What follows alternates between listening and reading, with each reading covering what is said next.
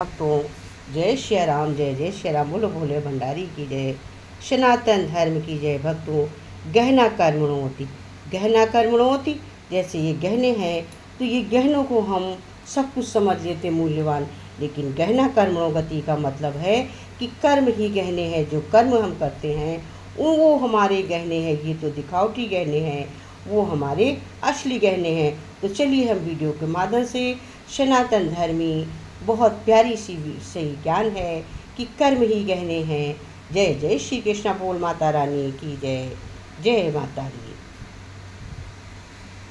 कर्म मतलब चांदी के गहने गहने नहीं है। ये क्या है? कर्मों के गहने गहने हैं। ये गहने तो दिखावे की होती है। गहना कर्म, ये गहने तो गहने नहीं है। गहने कर्म बनाता है। गहने कर्म रूपी गहना सर्वश्रेष्ठ होता है। तो उसके लिए मैंने आपको अभी कल इसके पहले भी वीडियो डाली थी क्या कि सुख दुख आकस्मिक होते हैं। आकस्मिक सुख दुख किसे कहते हैं या दुख कैसे आते हैं? आकस्मिक सुख दुख किसको कहते हैं और आकस्मिक सुख दुख का निवारण क्या है? तो तीन दुख और उनका निवारण अब आज है कर्मों की श्रेणियाँ। हमने क्या बोलूँ, एक कर्मों की कौन कौन सी श्रेणियाँ होती, किन किन कर्मों श्रेणियों में कर्म आते हैं। तो श्रोताओं, मेरी अगली वीडियो आप लोगों ने देखी, बहुत अच्छे से देखी, लेकिन कमेंट्स बोल के नहीं आया था। प्लीज़ आप वीडियो को देखेंगे तो कमेंट अवश्य करेंगे कि आपको इससे क्या शिक्षा मिली। कुछ जरूर कमेंट किया करिए कि आपको इसमें क्या अच्छा लगा। क्योंकि बहुत खास वीडियो करना करिए, तो बहुत ही खास वीडियो है। मैं आपके लिए, आप सभी के लिए बहुत खोज के मैं सोचती हूँ कि समाज सनातन धर्म के वीडियोज में खोज की कोशिश करके बहुत प्रयास के साथ आप लोगों के लिए डालती हूँ। तो आप लोग प्लीज़ कमेंट किया करिए। जो चैनल पर पहली बार आए मेरे चैनल को सब्सक्राइब करिएगा। जय श्री कृष्णा। हरि ओम। कहना कर्मोति, कर्मों की तीन श्रेणियाँ होती क्या है? कर्मों की तीन श्रेणियाँ होती है। तीन दुखों का निरूपण कर्म में कर्म में तीन प्रकारों को जान लेना ही आवश्यक है। नंबर 1 संचित, नंबर 2 प्रारंभ और नंबर 3 क्रिया। इन तीन प्रकार के कर्मों का संचय हमारी संस्कार रूपा में होता है। चित्रगुप्त का परिचय लेखा के अंतर्गत पाठक सभी जानते हैं कि मनुष्य की चेतना ऐसी निष्पक्ष निर्भर न्याय बात है कि बड़ाई का कुछ भी भेदभाव न करके सभी करे। एक भले बुरे काम का विवरण अंकित करने के सभी दिन भर के कर्मों का यदि निरीक्षण किया जाए तो वे तीन बांट में देते पड़े। कुछ तो ऐसे होते हैं जो बिना जानकारी नहीं और बुरे लोग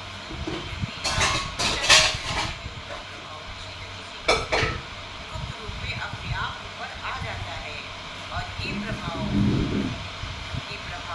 बड़ा दूसरे उसे इच्छा पूर्वक स्वीकार नहीं किया, इसलिए वो हल्का निर्मित और हम कम प्रभाव बड़ा हमारी वृत्ति चेतना भी एक कोने में बड़ा रहता है। वृत्ति चेतना में बड़ा रहता है। तो यहाँ तक तो मैं आ गई। मैं इसका एक दृष्टांत जी का सत्संग होता था। जैसे सभी लोग सत्संग जाते हैं, तो एक लोग का उसमें बिल्कुल पता नहीं चलता। सत्संग जाते थे, कहते सत्संग गए, अब सत्संग में बैठे, सत्संग कहाँ बैठा।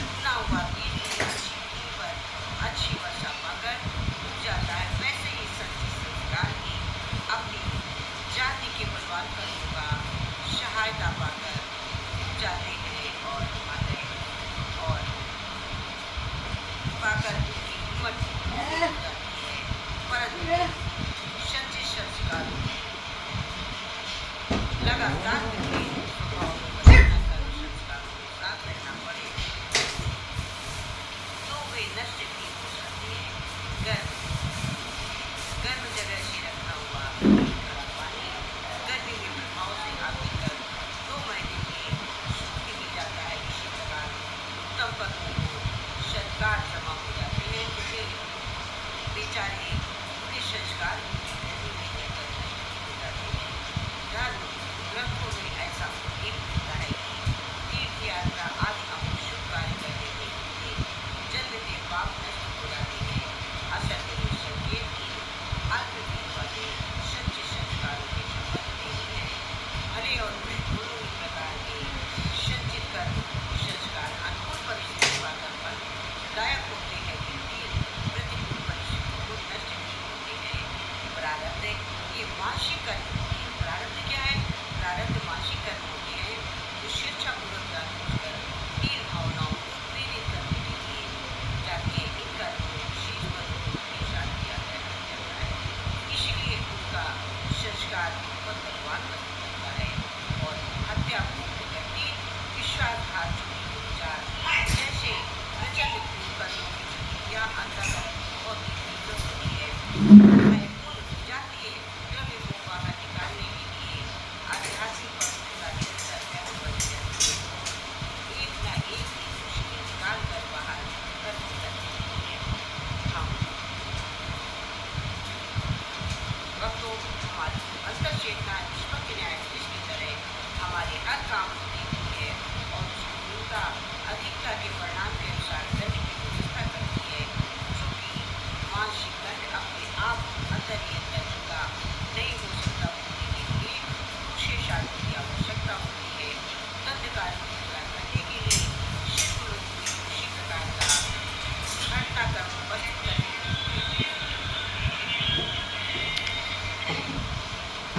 घटनाक्रम उपस्थित करने के लिए हमारी अंतर चेतना नौ एक वातावरण तैयार करती है। इस तैयारी में कभी बहुत समय निकल जाता है, जैसे छल स्वभाव को निवारण के लिए शोक रूपी दंड की आवश्यकता है। अब ये देखा जाए कि छल किस दर्जे में है, उसकी बुद्धि किस दर्जे की शोक से हो सकती है, और अंतर चेतना वैसी वैसी परिस्थितियाँ पैदा करने में भीतर ही भीतर लगी रहेगी। ये शरीर में ऐसे तत्व पैदा करेगी जिसमें पुत्र उत्पन्न करने से उस पुत्र शरीर में ऐसी आत्मा का पेट गिराएगी जिसे अपने कर्मों के अनुसार 10 वर्ष में ही जीना पर्याप्त हो।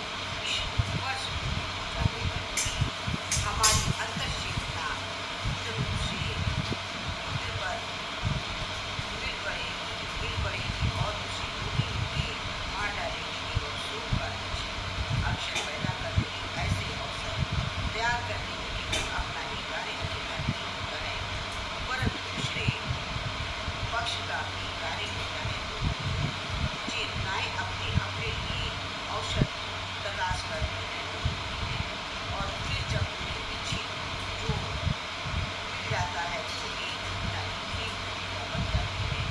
ऐसे कर्मों में कई बार एक दो या कई जन्मों तक समय लग जाता है।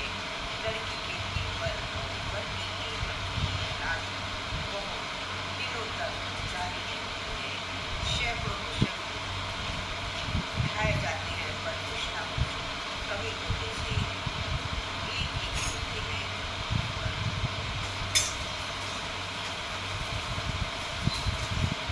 गजा बंद हो जाते हैं, उनका जन्म हो जाता है। इसी प्रकार पिता को पुत्र स्वरूप और पुत्र को अनुबालिका स्वरूप जब दोनों ही विधान ठीक बैठ जाते हैं तो वे एकत्रित हो जाते हैं और ऐसे ही अमेरिका में बेशक नमन ऊंचा एक झाड़ होता है, उसकी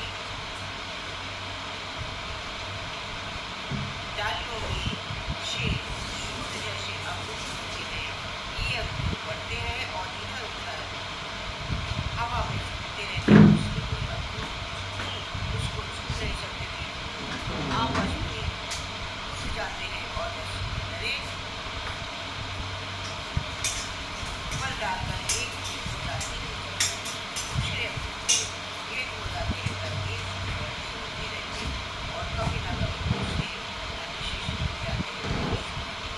चार छः पर जाकर निपट जाते हैं। चार दबाव होते हैं और कोई यही हालत कर्म फलों की शारीरिक दंड एकांत हुए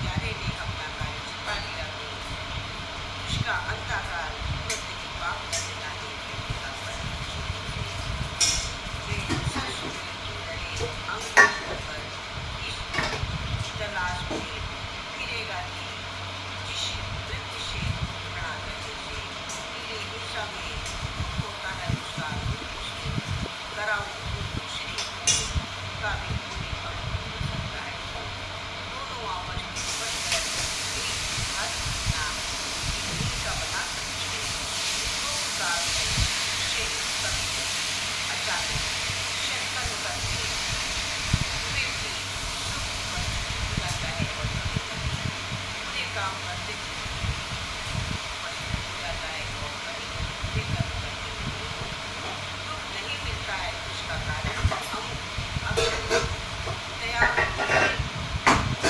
विलम्ब लगाना चलता ही होता है कोई आत्मदर्शी योगी ये बता देते हैं कि मनुष्य तुम्हारे लिए ये होने वाला है शत्रु को शत्रु हो जाता है ऐसे अवसरों पर ऐसा संतुलित न करना चाहिए मनुष्य युद्ध है प्रारब्ध में जो लिखा है वही होता है और आत्मदर्शी महानुभव का भविष्य कथन मनुष्य कभी मिलेगा नहीं है वरन इसलिए उन्होंने देख लिया है इसका प्रारब्ध कर्म करना अपना ताना बाना होना जाना उसका है उसका भविष्य अवश्य परिश्रम है उसे प्रकट कर देती है और विकल्प को देखकर अपनी आगे रहे स्वभाव में जान पेश कर बता देती है फैसला सुनाया जाना है कि इसका अर्थ ये नहीं है कि उदाहरण शब्द ध्वनि का कोई महत्व नहीं है क्या लिखा है ये बताने के कारण ये है कि इसको एक समय ऐसे काम किए कि जो जिसका फल अब ये होने जा रहा है और दो बातें हैं तदबीर और तदबीर दो बातें हैं वरन एक ही वस्तु के दो नाम है कर्म का परिणाम होकर जब फल बनता है तो तदबीर कहा जाता है और कच्चा आम तदबीर है और पका आम तकदीर है या कर्म तदबीर है आगे तदबीर बन जाएगा उसी प्रकार पुरानी तदबीर आज पर समय तदबीर की जाती है कर्म बढ़िया है और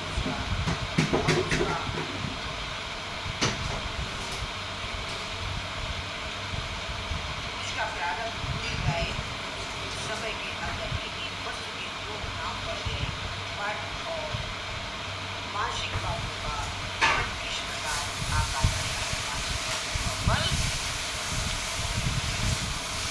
मानसिक बातों का हल कैसे मिलता है और उसको विलम्ब हो जाने का क्या कारण हो जाएगी आपत्तियां धर्म पूर्व व्यवस्था के साथ आती है कि लोग उन्हें देवता प्रभु ईश्वर इच्छा संस्कार दुखमय आदि शब्दों द्वारा मन में संतोष करते हैं अर्थात वे ईश्वर किसी के लिए उपस्थित नहीं करता है ना उसकी किसी को कष्ट में डालने की इच्छा है और ना ही संसार भी दुखमय है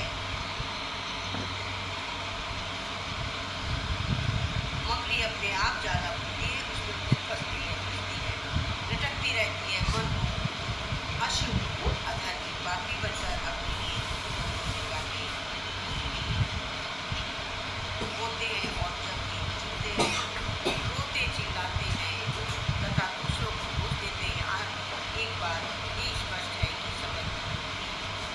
समझ में जरूरी है कि प्रारब्ध का तब आकर्षित करे जैसे मकान गिर पड़ना धन को खो जाना गिर पड़ने से छूट लगना अंग भंग हो जाना आदि दूसरे व्यक्तियों द्वारा या ऐसे कर दिए जाए क्योंकि उसमें दो इकाइयाँ हैं एक अक्षर से वालों के लिए छोट होने से वे दुर्गुण और बड़े लिखे से मन की हीनता और अग्नि बढ़ जाएगी उसे उपकार करने वाले व्यक्ति को उसी चक्र में फंसना पड़ेगा जानबूझकर हमारा जो कार्य किए जा रहे हैं नवीन गर्भ है और अनायास का कष्ट ढंग से कष्ट आ पड़ता है तो प्रारंभ की है और क्रियामान शारीरिक है जिसका फल प्राय सात के साथ होता रहता है नशा पिया या मात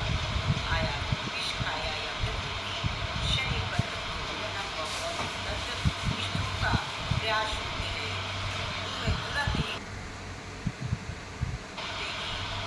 साथ चल जाता है और नियम आहार विहार करने पर का निर्बलता का आक्रमण होता है आक्रमण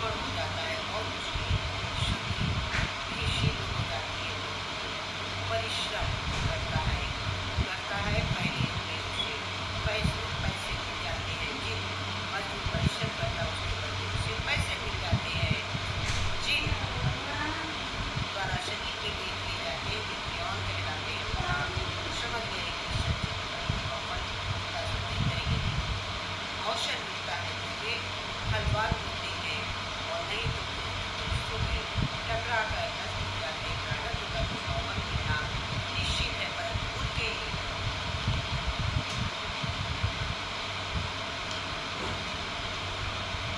अनुरूप परिस्थितियाँ प्राप्त होने से कुछ सामान्य समय लग जाता है। इस समय कितने दिन लग होता है, इस संबंध में कुछ नियम मर्यादा नहीं है।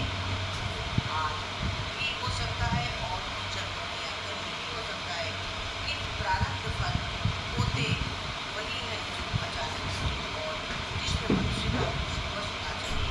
पुरुषार्थ की अवहेलना से असफलता मिलती है, उसे कदापि प्रारब्ध फल नहीं कहा जा सकता। निर्माण के प्रत्यक्ष है उसके बारे में ऊपर मैंने और इसकी विभिन्न ऐसी जानकारी दी है।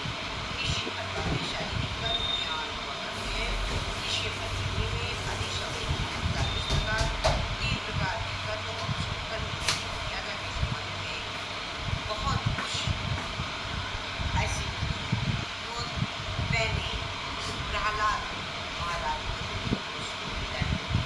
और कष्टों का स्वरूप यह इसका तत्कालिक अनुभव है, कड़वा होता है, अंतकाल कल्याणकारी और आनंदकारी होते हैं।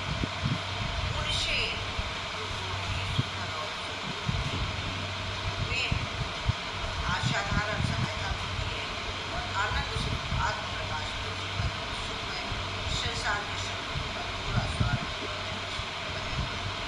प्रगति बाधा ना पड़ने पाए घड़ी की चाबी भर देने से उसके चार की जरूरती है। हारमोनियम में हाथ ठोकते रहने से उसके इंस्ट्रूमेंट ठीक तरह से होती है। बैंडर चलाने में साइकिल ठीक तरह से होती है। हल्की भोजन बनवाते और थोड़ा सा कष्ट भी जीवन की सुख करने के लिए आवश्यक है। संसार में जो कष्ट है वो इतना ही है, ऐसा ही जो ईश्वर याद रखो थोड़ा बहुत हमारे अन्याय का अधर्म का अनर्थ का फल है अथवा नहीं है। जीवन दुखमय नहीं है और न संसार ही दुखमय है। और आप दुखों से डरिए मत, घबराइए मत, कांपिए मत, देख कर चिंतित मत, व्याकुल मत, परंतु निश्चय तैयार रखो और पदभाषा के सच्चे समुदाय मित्र उसे पूजा पाठ कीजिए और पद होता है अपनी आलोचना करता है तो उसे जब जाता है बहुत सा मान खजाना बाहर से निकल जाता है। बाहर सिपाही सीधा बोलकर खड़ी हो जाइए और कहिए ये आने वाले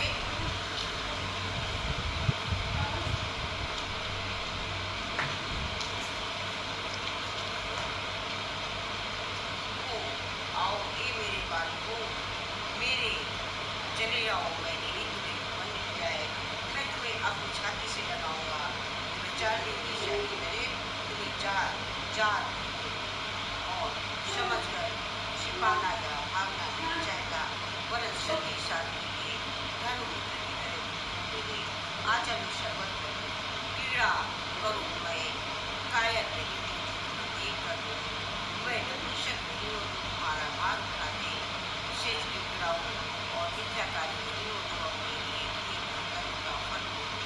मुँह छिपाता हूँ मैं सत्यदोषी हूँ, सुंदर हूँ, आओ मेरे अज्ञान के मान लो, चले आओ मेरी कुटी में, तुम्हारे लिए मैं स्थान है, मैं सुखी हूँ, इसलिए ही कष्ट हूँ, तुम्हें स्वीकार करता हूँ, मुँह नहीं छिपाता तुमसे बदले के लिए किसी को सहायता करता हूँ, मेरे साहस की परीक्षा लेने आए हो, मैं तैयार हूँ देखो साहस में स्वीकार करने के लिए मैं बिल्कुल तैयार हूँ और खबरदार ऐसा मत कहना कि ये संसार होता है, दुष्ट है, पापी है, दुष्टमय ईश्वर तुरंत इसके कर में उतरने मेरे लाभ को शक्ति है और सच का दोषारोप करना है। ये घड़ा बुरा है, इसका अर्थ है तुम्हार नालायक का नाम उसका पिता नालायक नहीं आप दुनिया में रहेगी शब्द कहकर उसकी प्रतिष्ठा करना है। ईश्वर को पूर्ण भूमि का अंग ही हमारे आईने दिखाता है और अंतर के समस्त विचारों और दुर्गुणों को खोकर अंतःकरण को पवित्र कर ले, जिससे पूरी बात की निवृत्ति हो जाए और हम परम पद को प्राप्त कर सकें। हमें जाना कर्म क्या श्रेणियाँ हैं, कर्म की श्रेणियाँ और अगली होगी अपने भीतर स्वयं निर्माता बनो।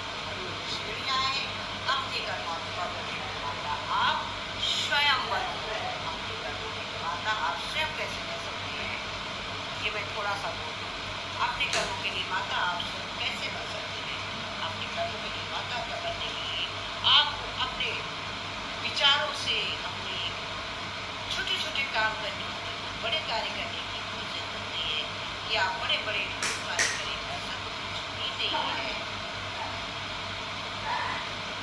छोटे छोटे कार्य करना, जैसे आप कहीं जाते हैं, पानी भरा गड्ढा है, कोई बच्चा है, बूढ़ा है, नहीं कार्य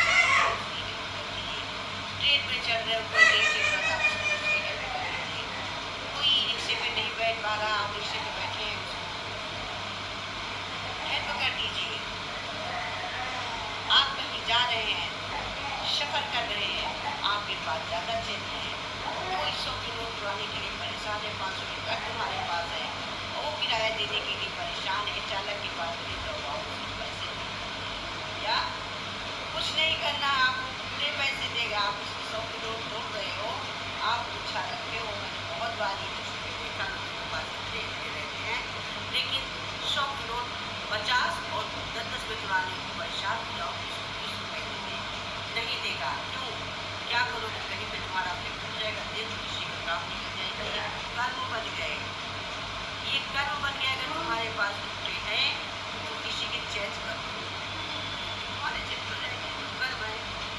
और कभी आप जा रहे हैं, मान लीजिए किसी का 5 ही रुपया किराया हो रहा, उसके पास 50 रुपया नहीं है, तो तुम्हें ये दिमाग लगाना है कि ये 5 रुपये शायद मेरे हिस्से के, इसके हिस्से के मेरे पास है। अगर सही स्थिति है कि आप दे सकते हो तो तभी आप दे दीजिए। अगर आपकी स्थिति नहीं है तो कोई बात नहीं, लेकिन अगर आपकी स्थिति कि आप उसके पास उसको शेयर कर सकते नहीं होता है, या कोई ऐसा दिखता है कि जो नहीं दे सकता, उसके लिए थोड़ी देर आगे पीछे करता पैदल चलता है, तो उसको आप शेयर करें। छोटे छोटे काम करके आप बहुत आगे तक बना सकते हैं। छोटी छोटी चीज़ों से हम सब्जी काटते हैं, सड़ा देते हैं, हमारे में या पैसे खाना रखते हैं, काम हो जाता है, क्या करते हैं, सब बढ़ते जाते बढ़ते जाते, ये सबके पूरे आने लगे हैं, पूरा लेने आता तो क्या करते, सब बढ़ते जाते बढ़ते जाते बढ़ते जाते हुआ तब उसको दे देते हैं। नहीं, ऐसा मेरी बहुएं भी करती है, मेरी बहुएं भी करती है। जो खाना होता है बचा हुआ, वो सब डस्टबिन में डाल दिया और वो कूड़े वाला आता उसको उसकी सब्जी है, दाल है, जो भी है, उसको निकाल के अलग डाले, उसको नहीं हर बार जा सकते, उसको खुले में रखे तो सड़ेगा नहीं।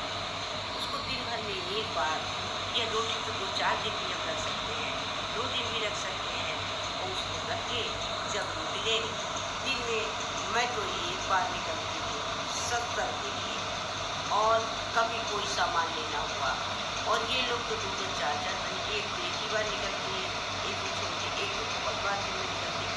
लेकिन क्या है, वो सब में अरे लेती जाओ का पेपर पे रख के किनारे, वो गाय खा लेगी। तो मैं सबके लिए बता रही हूँ, कर रही हूँ बच्चे कि आप उसको कूड़े में डाल के वहाँ डाल दें।